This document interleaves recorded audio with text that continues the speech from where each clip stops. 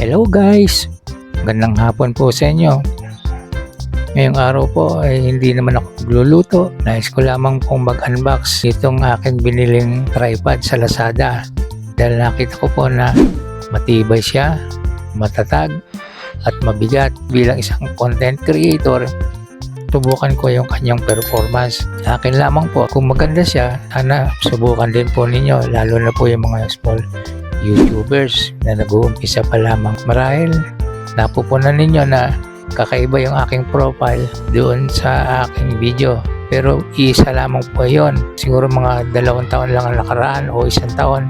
Ngayon, ito na po yung talagang tunay kong itsura. Dahil isa po, matanda na tayo, kaya ganito po yung makikita ninyo. Minsan nga po, nahihiya akong humarap sa camera dahil di pa po ako masyadong sanay. Pero pinilit kong subukin upang patunayan ko kung pwede na akong humarap sa camera at mag-practice para masanay ako magsalita. Hindi yung puro lamang video caption yung ginagawa ko sa aking video. Isa pa po, medyo masama na yung boses ko dahil minsan nagpuputol-putol, kung kaya ginawa ko na lang video caption.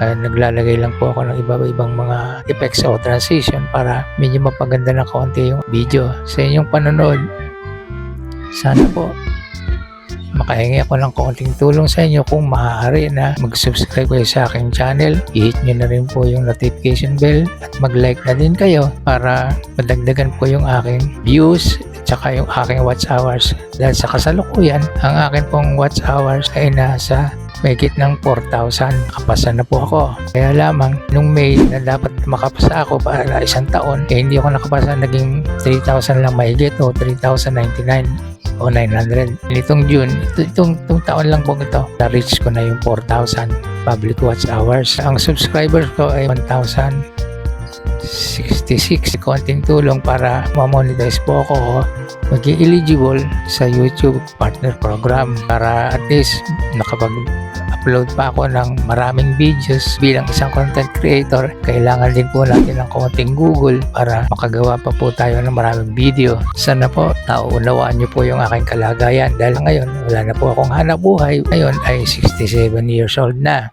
Tatatlo na lang kami sa bahay. Yung aking anak na nakakatulong naman ng konti sa akin. Isip ko naman walang pension.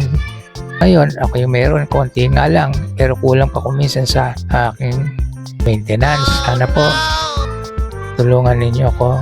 Maraming pong salamat sa inyo. Po, mag-uumpisa na tayo mag-unbox itong binili kong tripod sa Lazada. Ito po yan. Buksan na po natin.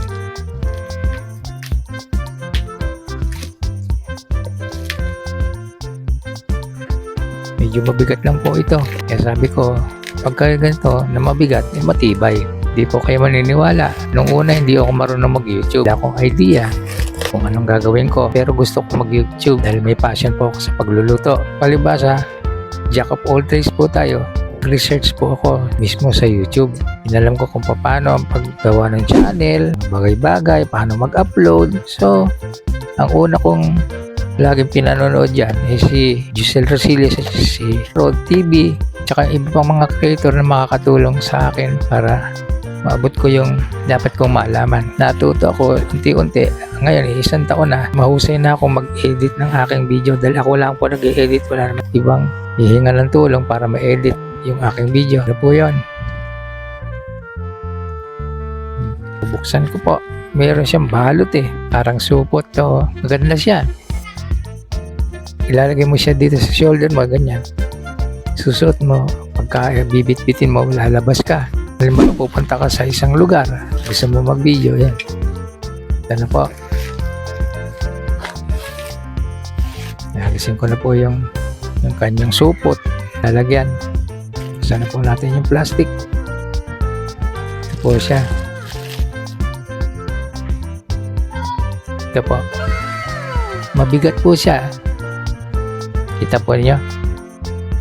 Di po kasi ako sanay sa ginagawa ko at saka isa pa makita ko yung itsura ng mukha ko o yung appearance ko.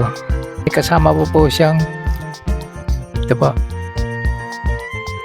Lalagyan ng cellphone pagka magsishoot kayo ng video nyo. Ito po.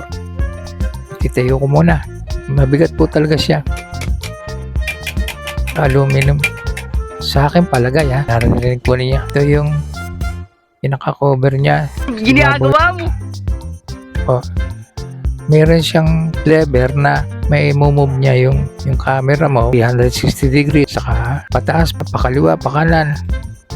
Teka, buksan ko lamang po yung plastic nitong nilalagyan ng cellphone. Ito po yun.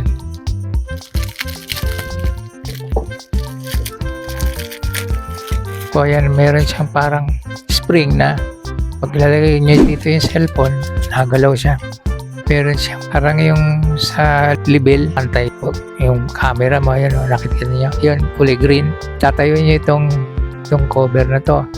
Itong phone holder, meron siyang hole dito, nalalagyan ng nut. Meron din siyang hole dito sa, pag nakaganyan, nakatayo siya eh. Pag nakaganyan, ay higa. So, ikot muna natin. Ilagay natin. Tapos atin pong itaas. Pag nakaganyan na yan, ibig sabihin, naka-landscape na po siya. Pag napihit mo na,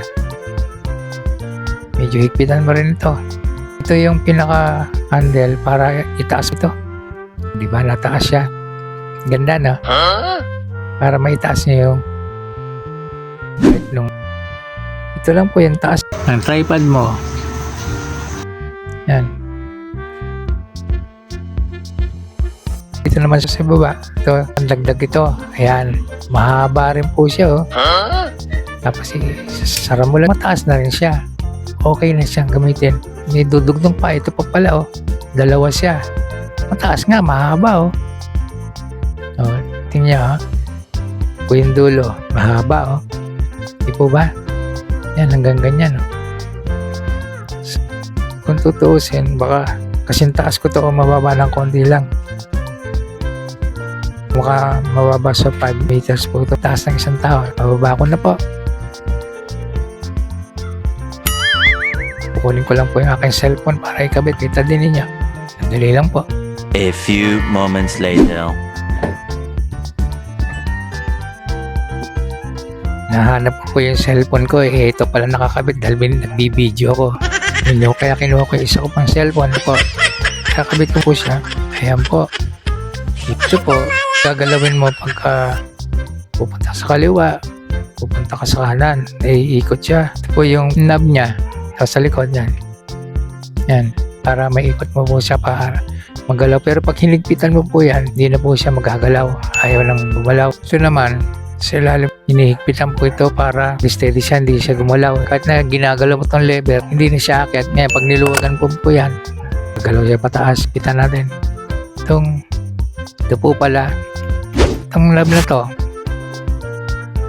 pag inyong niluwagan, mai-swing nyo, pag ganun, pag gusto nyo paikutin yung pinaka-cellphone. Ngayon, pag binaba nyo, tapos hinigpitan po nyo ito pong cellphone holder, yung hole na yon, dalawa po kasi ang hole is dito at saka isa dito. Itayo nyo. Pasensya na po kayo, ha. Pero doon po sa mga nakakaalam na, pasensya nyo na po ako kasi ngayon ko lang po talaga ito nabili kayo nag-aaralan. Masyado nyo higpitan at baka masira. Dapat ilagay nyo na po yung inyong cellphone. I-fix nyo mabuti, baka mahulog. Ito po, nagagalaw ng pagganon, di ba? Kaya hihigpitan po ninyo. Pagka inyong niluwagan ito pakaliwa, itutungo po ninyo yung cellphone. Di ba? Ang baba, hanggang mababa, o yun. Yun ang pinakasagad niya. Pag gusto niya namang itingala, yan. Di ba? O, doon sa taas. Ibalik nyo sa dati. Pero pagka gusto nyo ipirme, kita lang po ninyo ito pa kanan. Pasensya na po kayo, respect lang. May edad na po tayo kaya hindi natin alam kung paano ito gawin. Since ngayon ko lang po ito binili. Pero natutuwa ako kasi maganda siya, mabigat at saka marami siyang function na dapat mong makita o malaman. Nabubuka po yung stand niya. Ayan na po siya. Ganda na ngayon yung gagamitin ko dahil sa kong tripod na nabiling una na nai-vlog ko rin. Medyo nahihirapan ako ng mag-adjust. Although maganda rin naman ginagamit ko pa rin. Pero mas maganda palagay ko ito. Susubukan ko pa nga para ma-try ko yung mga angle na dapat kong kunan.